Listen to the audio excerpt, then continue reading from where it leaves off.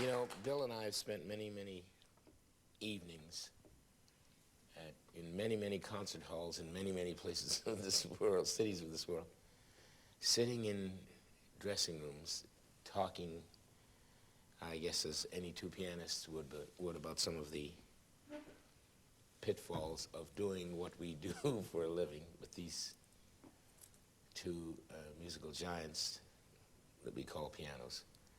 And one of the points that I wanted to talk to Bill about tonight was his feelings about the piano, his instrument. It's been his instrument all his life. Here we are sitting playing the two giant Busendorfers, Bill. What were some of the pianos like that you had to play during the early Kansas City days? You mean they weren't Busendorfers? Well, I tell you, there were some brutal uprights. What's a brutal upright? And some of them were real nice, too, you know? Oh, yeah, some of the uprights are great. Believe me. You could get a good sound. And some of them had pedals on them that had little things on them that around that had some different little string sounds to them, you know, that added a little jazz to them. And there were some nice ones, really, actually. And when they built this monster here, they built it right there. They made it for you. Nobody but you, especially that other thing they got down there on that tripped me on one day. Well, yeah, I was going to mention that. Bill and I played a concert somewhere in Germany.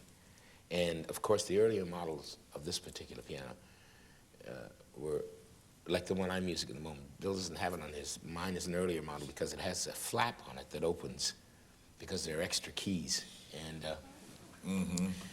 And at that time, they used to leave the extra keys, in their normal white and black configuration. Now, of course, on Bill's piano, like the one he's using today, they paint those black. Pardon? All soul keys you had over there. All soul keys.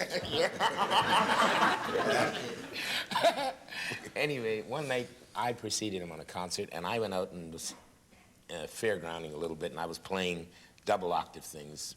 And these keys actually, by themselves, they don't really sound that good.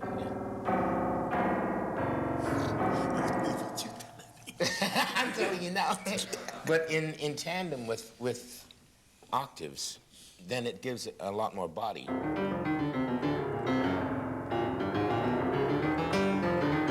You just had to play that, you know.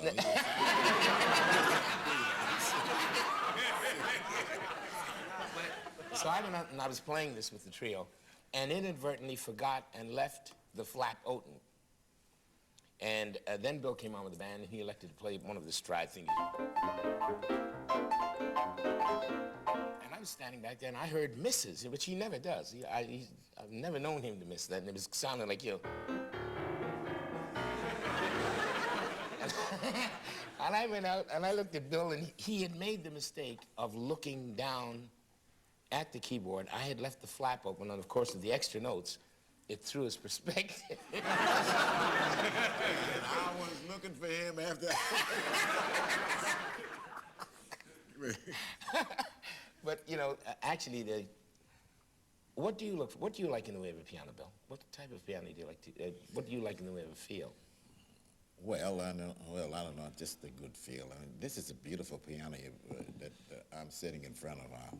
Really. Does it affect you? How does it affect your playing? If you, for instance, you're a very speculative player. You are thoughtful. You're very sparse. We all know this because this is the one thing you brought to the jazz world.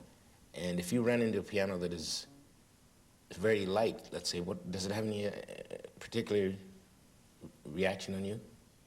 Well, I don't know, Oscar. I don't know how to answer that question, really, but it does have a wonderful feeling for me because I do like a light piano. You like a light piano. This is what I meant. You prefer the light action compared to the most definitely to the heavyweight action. Believe me.